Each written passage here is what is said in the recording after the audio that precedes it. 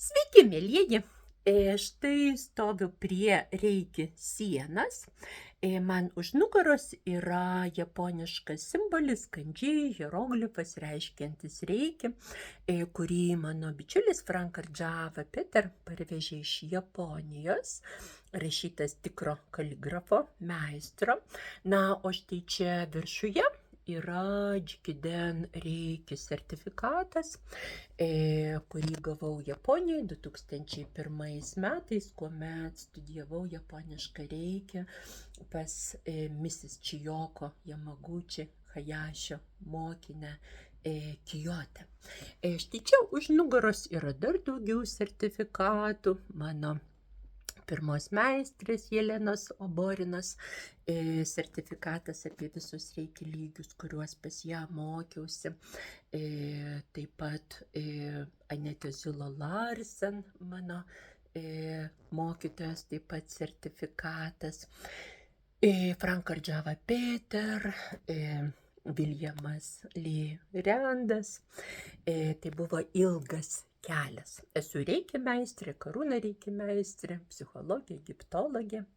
Na, o šį savaitgalį, gruodžio 14-15 dieną, kviečiu jūs į reiki antros pakopos seminarą. Šis seminaras vadinasi Okuden vidinis mokymas. Seminaras vyks Kaune, spalvotoje palėpėje, 2 dienas, šeštadienį, sekmadienį, nuo 10 ryto iki 18 valandos vakaro su nedidelėm pertraukėlėm.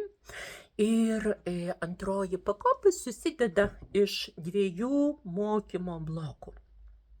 Pirmoji dalis tai bus Okuden Zenki, tai yra japoniškų simbolių ir mitologijos mokymasis.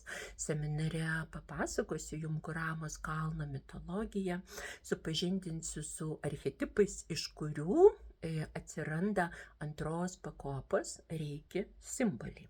Visą dieną piešim, rašysim japoniškus kanji, mokysiu jūs tai daryti.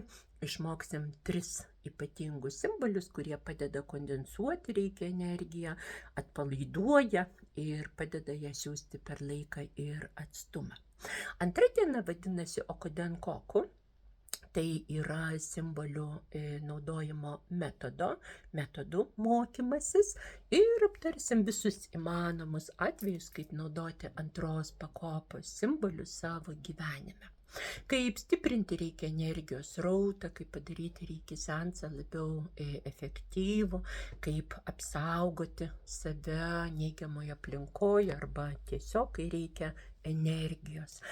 Mokysimės gramzdinti energiją į pasąmonę, suvokti problemų, ligų priežastis ir jas išgydyti, formuoti teigiamus įgūdžius, dirbti su afirmacijom.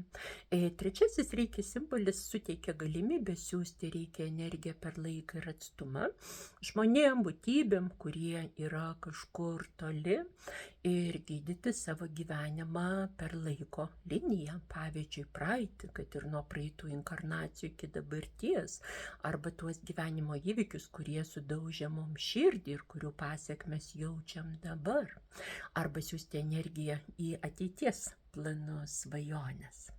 Taigi, tai bus unikalus seminaras, kurį vedu retai. Jis yra skirtas reiki pirmos pakopos praktikam, kurie mokėsi reiki prieš pusę metų arba seniau. Šį seminarą vedu labai retai, todėl neklauskite, kada bus kitas kartas. Galimas dalykas, taip ir nugyvensite gyvenimą be reiki ir tuo labiau reiki antros pakopos.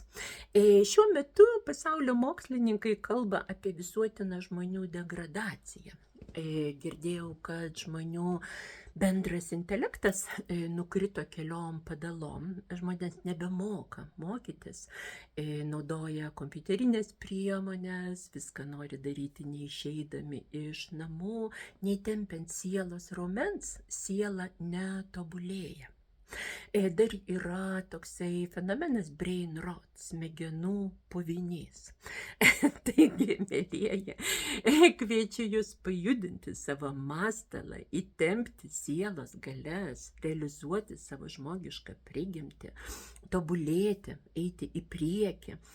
Labai dažnai susiduriu su žmonių prašymais padėti, kuomet ištinka bėda, liga, negalia, bet susigriebti reikia ne tada, kai dangus griūva ant galvos, bet tada, kai turite resursų, kai yra galimybė, kai vyksta seminaras šiais neramiais laikais. Manau, kad būtina įvaldyti tokius įrankius, kaip reikia antra pakopa.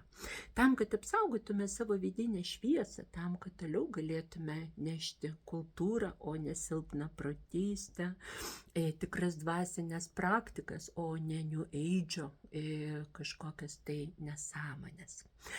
Taigi, reikia antros pakopos seminaras vyks šį savaitgalį, gruodžio 14-15 dieną, o kuden dar galite užsiregistruoti, tik tai turite greitai man pranešti, kadangi turiu paruošti mokymo medžiagą. Su japoniškais linkėjimais, jūsų Dalia.